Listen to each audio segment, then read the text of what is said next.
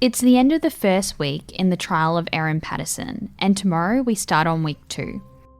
One person who's been in our team from the start but who hasn't talked until now is my colleague Anthony Dowsley. And in this first of our subscriber-only episodes, he's here to talk about his week in court. I'm Brooke Grievett-Craig, and this is The Mushroom Cook.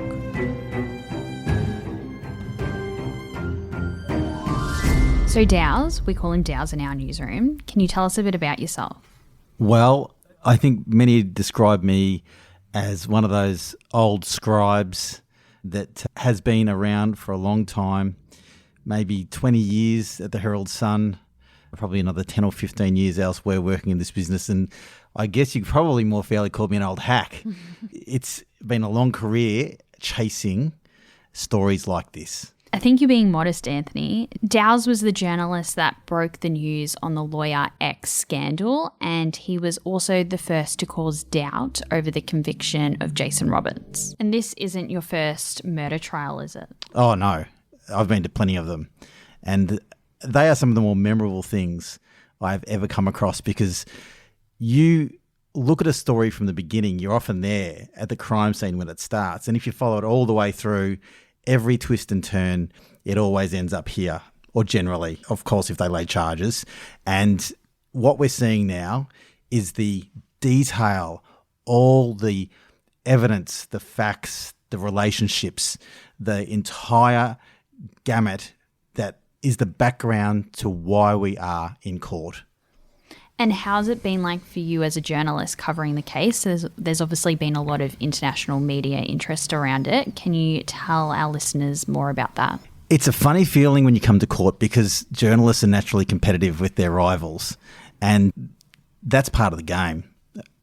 When you get to court, you're all hearing the same story, and you can't really go anywhere outside that story because there's a jury, they're in a bubble of sorts. You're not allowed to penetrate that bubble. You cannot tell them something that they haven't heard before, even to the point where you wouldn't even want to give up someone's maiden name. So I know Erin's maiden name, but as we speak, I'm not positive it's come out in court. I might have missed it, but that's the level of detail you've got to be across when you're in court, because if you're not and you derail a trial, you're in a lot of trouble. I guess in this case it's been really great because we're able to lean on our other colleagues, the other journalists in the room, and ask for their advice and their opinions on things. Well, I've never been cooped up in a house. I've never done this before. This is kind of new. I've been on trips with journos before, but I've never actually bunkered down for a trial like this, and it's pretty extraordinary. We have been doing all right, but we are getting on each other's nerves. And this is going to go on for 5 to 6 weeks. Are you going to be able to hack the pace? Can you stick around for the whole time? Well, we're in it for the long haul, so that's great. So let's move on to the case. Can you tell me more about the history of Simon and Erin's relationship? Well, they're two people that have met at work. Now, a lot of relationships start there. And they were both at Monash Council. It's a council in the eastern suburbs of Melbourne. Monash University's there. Lots of people live there. We're building a train line there. That's a Monash for you. And it's a place where you bring up families, and if you go to work there, you might meet your wife or husband. And that's what happened with Erin and Simon Patterson. Erin was a RSPCA rep at the time. She'd had several careers beforehand. That included being an accountant and being an air traffic controller, or at least being a qualified one at Tullamarine Airport. And Simon was a civil engineer, right? Yeah, he was a civil engineer. So they've met there, and they were friends for a while. I don't know exactly how long, but maybe quite some time. And they'd go on. Simon just said they were an eclectic group of friends, whatever that means. And they eventually start having feelings for one another. And there's a moment in time where he says that he was genuinely impressed and fell for her intelligence, and that she had book smarts, she loved to study, and she was witty. So really, he was attracted to her mind. And then their love blossomed and they got married in 2007. Yeah, we don't know much about the wedding other than it was Simon Patterson's cousin, Dave, he said, who walked her down the aisle. Now, I don't know the circumstances of that, but his cousin walked Erin down the aisle and they were married, and not so long after that they headed off to Western Australia and on some adventures, really. And I think it's safe to say that religion played a big role in Simon's life in particular, and he introduced Erin to that world. Is that right? Yeah, and this is a part of the story.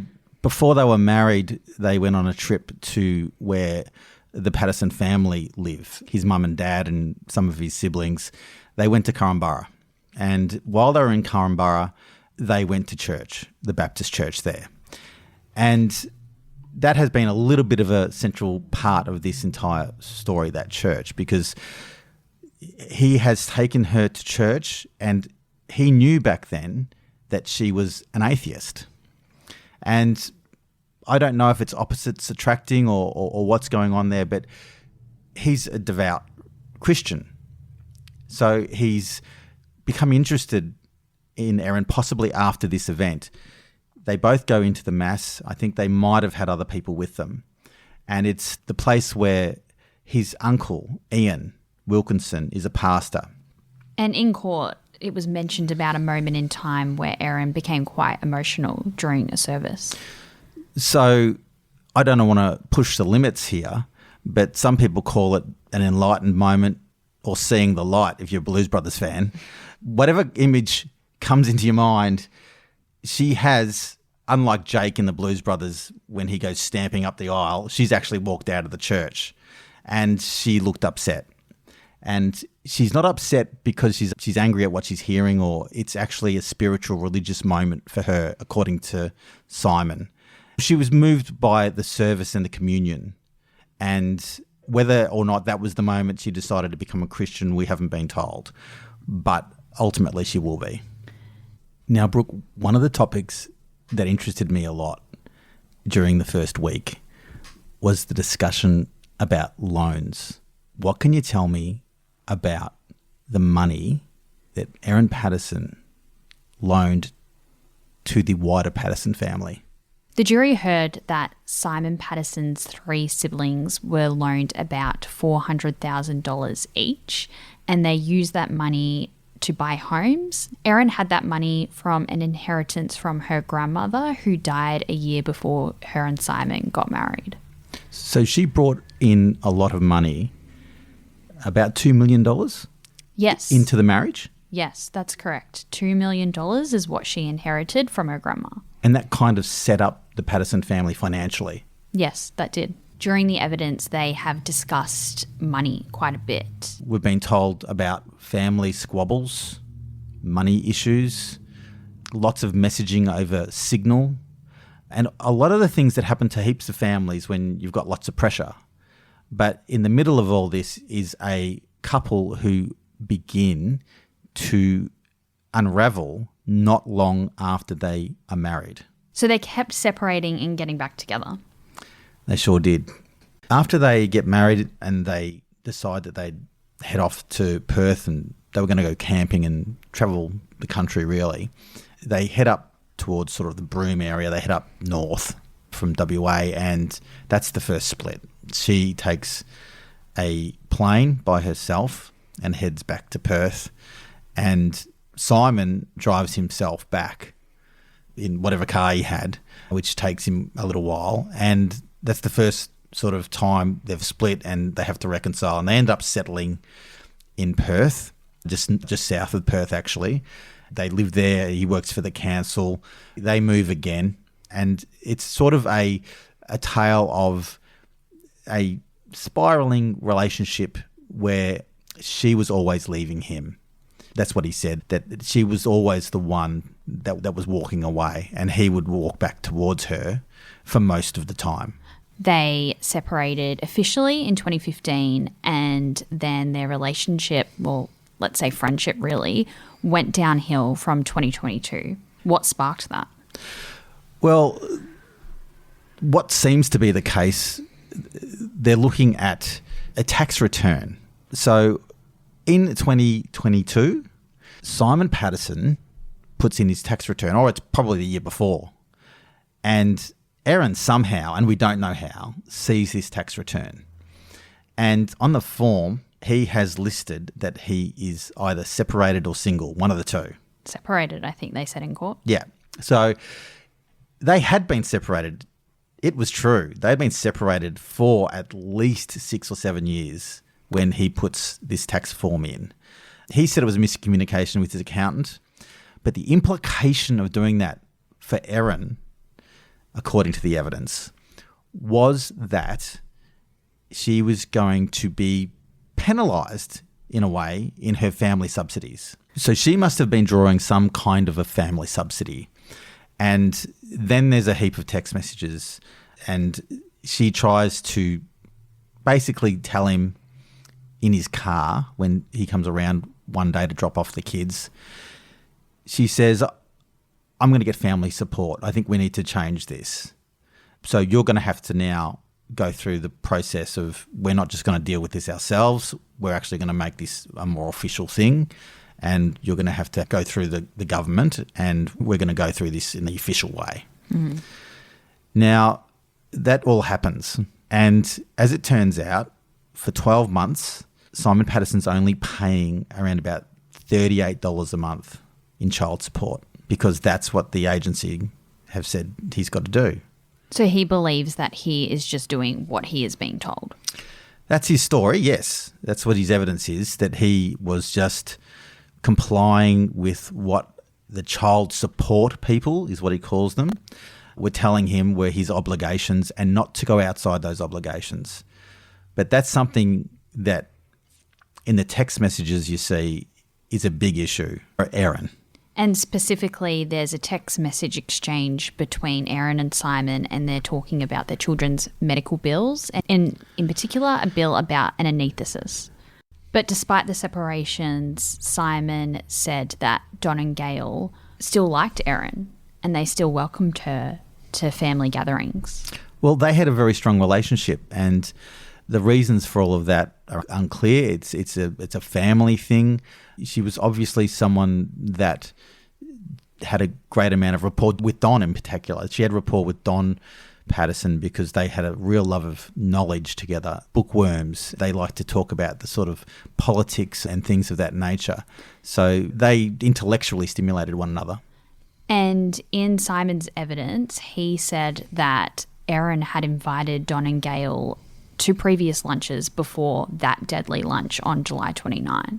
And what I heard in court from Simon Patterson was that he was asked whether it was a loving relationship that Erin had with her in-laws, and he said that they did.